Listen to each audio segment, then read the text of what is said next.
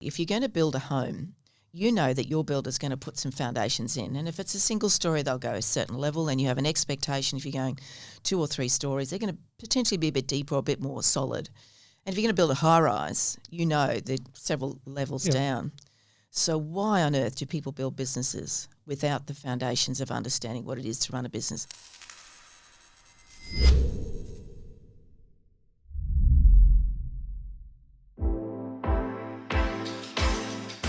Welcome to the MyBusiness Podcast, where we sit down with local businesses and we talk about who they are, where they come from, and what inspires them to be in business. Okay, so welcome back to the MyBusiness Podcast. Again, we have our second of 3 podcasts with Jo Brooks.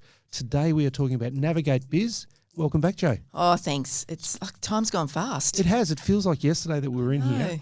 And we're back at the Podfire studios here on the Gold Coast. So today we obviously, if you haven't listened to the first podcast that we did with you, I think people should give that a listen. I've had some amazing feedback on that, on how inspiring your story was. So well done on that one too. Thanks. Yeah. But today it's about Navig8 Biz, which is one of your businesses. Yep. Now Navig8 Biz, why did you start Navig8 Biz? A really good question. It started, if you recall my story for myself, I went through a liquidation. I liquidated my business in Tamio as of November 2016. And that was a difficult piece. But I met this fellow called Nick Barnsdall, and I'd met him 4 or 5 years previously. So he saw the whole journey of what was happening with my business and saw that it closed. And he was stepping out of a business that he was working in as a CEO. And he reached out to me and said, Joanne, I know you've been through some tough times, but you've learnt a lot in business and you've got some great capacity in how to write and create programs. He said, I've got an idea. Do you want to catch up? So always open to catching up with Nick. So we went and caught up early in the morning, 7 o'clock at Sanctuary Cove here on the Gold Coast. And he said, I've got a concept for you in that we create a business together and we join forces to draw on our experiences and bring it to the market for business owners. And I went, I really like that, with a caveat that it cannot be an RTO, registered training organisation, because I didn't want to go down the compliance and rigour of that again. I'd been through the battle of that. And it's a great business model. And I said to him, well, let's do that. But I said to him, what I do, be aware, I'm working. I've had to go and get a job. So I was travelling to Brisbane every day from the Gold Coast and doing that. So we got to fit around that. He said he doesn't have a time frame of this, but he has an absolute deep abiding passion for supporting business owners. And I went, well, you know what, this seems like a really good fit. It feels right, like it sat well in my gut. And so I went, well, what are we going to call it? So we were nutting around and trying to work out what to call it. And we came up with Navig8, did the quick research to see who owns the business name and so on. And we found that name in the US, and we felt, well, there's a risk there, but we decided that the risk was low. Yep. So let's go with Navig8 Biz. And so we did. What's going to look like, all those sort of things. So then started a series of meetings, probably over 18 months. We would catch up every morning at 7 a.m. before I headed to Brisbane and he went on with his day. And I would literally open my laptop. I had a microphone that attached to my laptop, and I just recorded our conversations about what we wanted to talk about in business, what it was going to look like. And that formed the foundation of all the programs that we ended up creating, because we didn't want to be the traditional coaching and mentoring business. And sadly, good or bad, it's an industry that doesn't have entry points. It doesn't have a level bar. You can put up a shingle and say, I'm a business coach.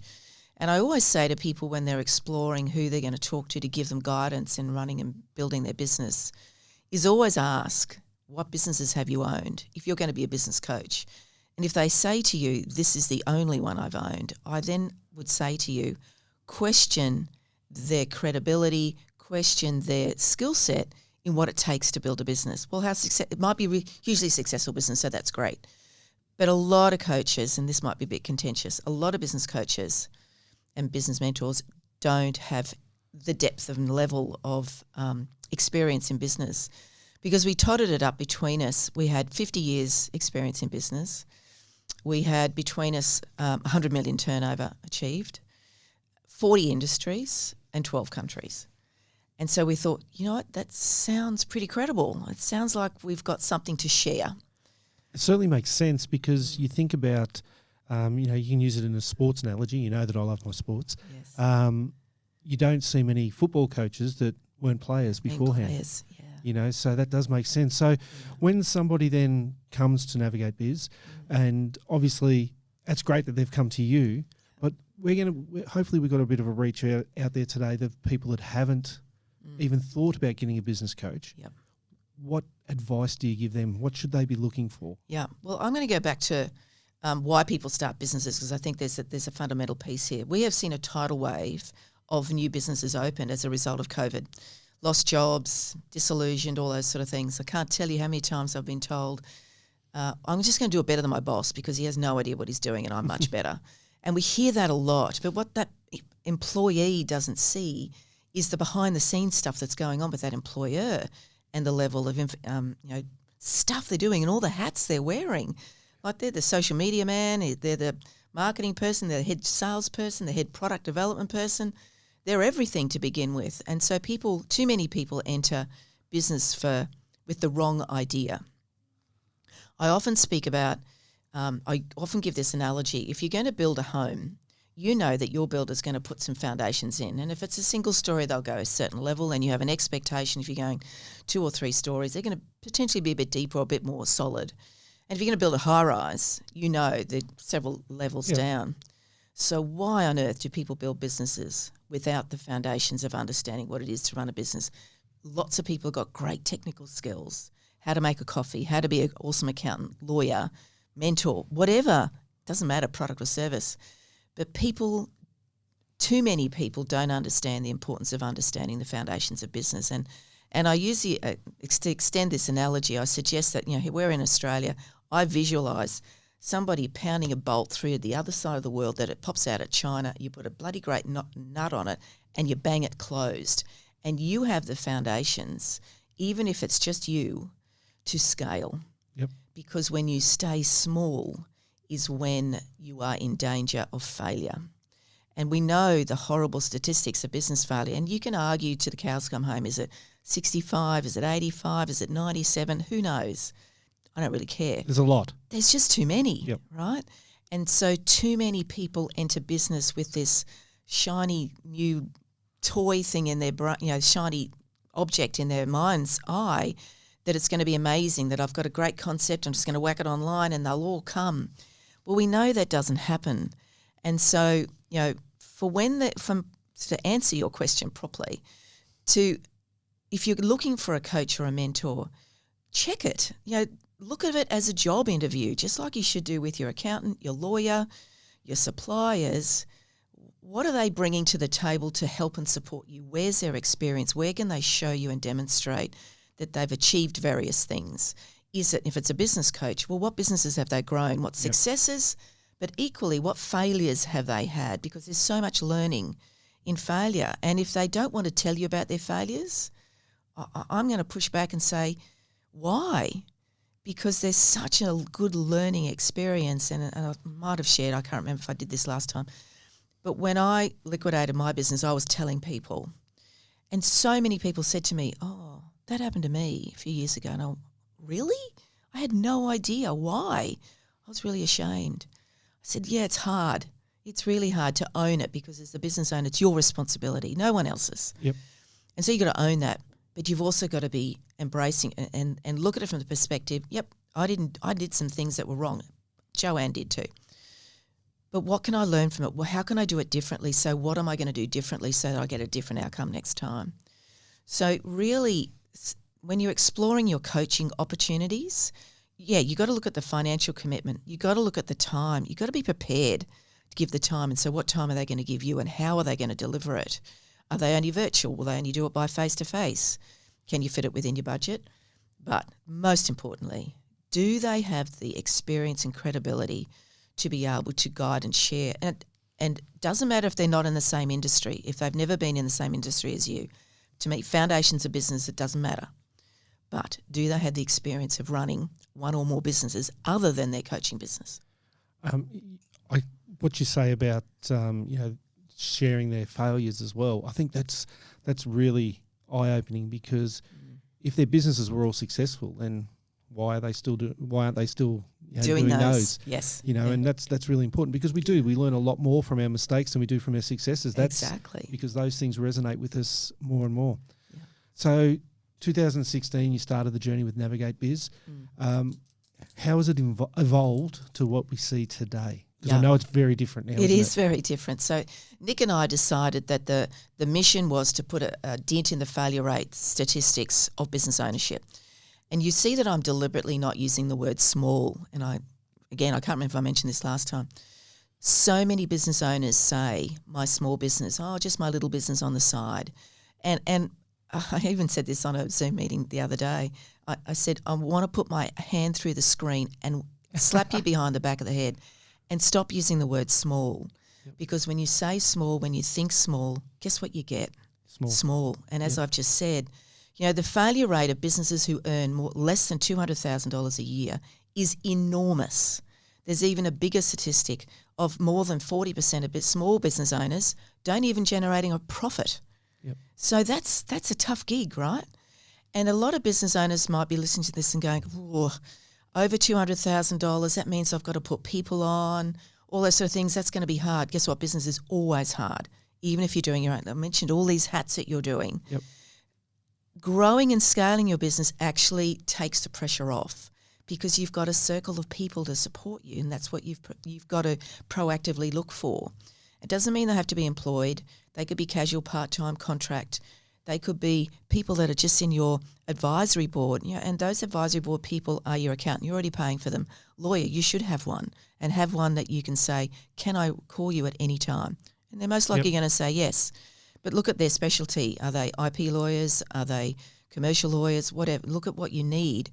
Do you have a mentor? Do you have more than one mentor? And I know we spoke about that last time, how many I've had at any given time. And so, this piece about taking away or reducing the statistics of business failure, it was a deep passion for Nick and I. And we believed that because of our experiences that we could bring something really authentic. We weren't a business that wanted to bring in a team of coaches and teach them. And you would question, but how do you scale that, Joanne? Well, then we put it online. And so we created a few things that we thought was fairly innovative. So one of the programs, which literally doesn't exist today as a result of the change, but wait for this, I'll give you some more. But we created this platform called BizFlex, and we thought we'd be a bit clever, and we'd take on the analogy of Netflix. So checked, could use BizFlex. We were happy to use the name. So it was an experience that you went into this platform that felt like you were going to the movies. So it was black.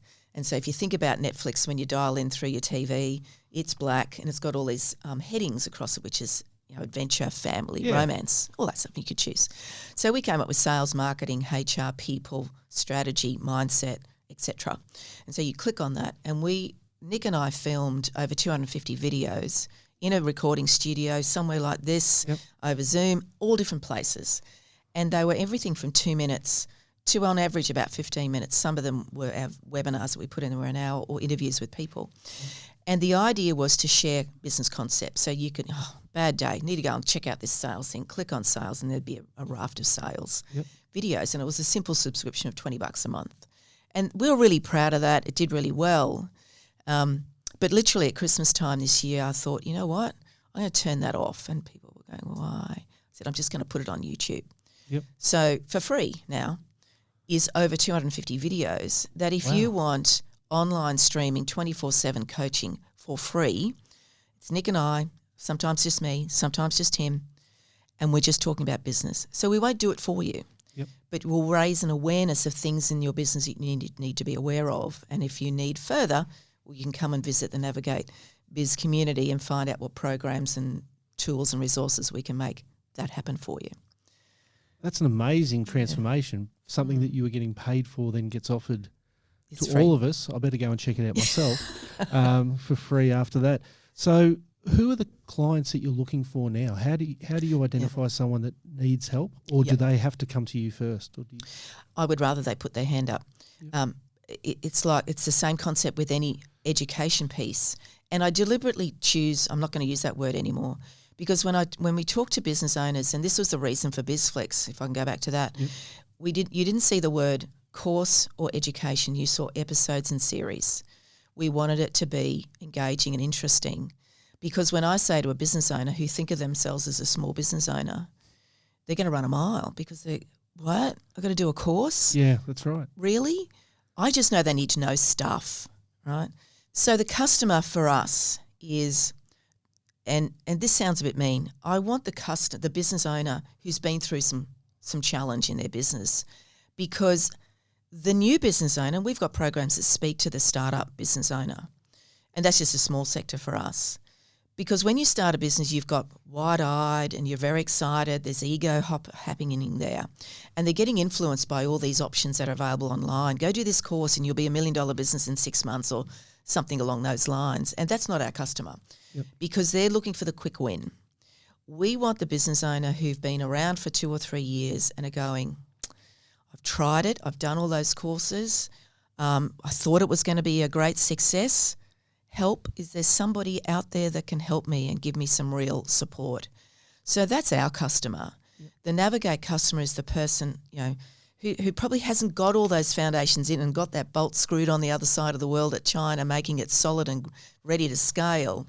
They know that it's not performing as they'd like it to be. They know they need to be bigger, but they have no idea how to do this. And so they're putting their hand up. And they're prepared to do the work. Yep. There are a lot of business owners out there who go find outsource services to get things done in their business. That is not us. Yep. You might go there eventually after us. For me, if you're going to outsource a service, bookkeeping, accounting, marketing, whatever, you need to know the fundamentals of that so that when they're performing that service for you, you can actually judge whether they're giving you what you need. Yeah. And too many people outsource marketing. Like a really classic example is the marketing piece and SEO and all that stuff. I don't suggest you need to be an absolute expert in it, but you need to understand the foundations of it. Because how many times I've heard people say, I've outsourced my marketing, it didn't work. Yep. Well, why didn't it work? Well, I didn't really understand I didn't get what they were giving me, and I didn't quite get what I thought I would get. They may not have even known what you wanted, I guess. Exactly. And another classic one is the bookkeeper and the accounting. We all have one because we've got to lodge our BAS and get our tax returns done. But too often business owners, they get the report from the accountant virtually through an email or handed to them. Invariably, I'm going to suggest it gets put in a file on the computer or in a drawer, and they don't look at it because they don't understand it. Now, I know you come out of banking and my background in banking. Financials tell you a story. They tell you a really good story about how your business is going. And so you need an accountant or a bookkeeper that will have a conversation with you to say, hey, Joanne, have you noticed this line item? I'm a bit concerned about that. What's your strategy? How are we going to help you build this business? And an accountant should be doing that for you. Mm-hmm. And so part of my role in Navig8 is to educate you on financial literacy. What does gross profit mean? What does EBITDA mean? What is all these margins, all these fandangled terms that people go, oh, I don't know what it means. I'm just not going to say anything because I don't want to look like a bit of a goose in front of my accountant. Too often do I hear that.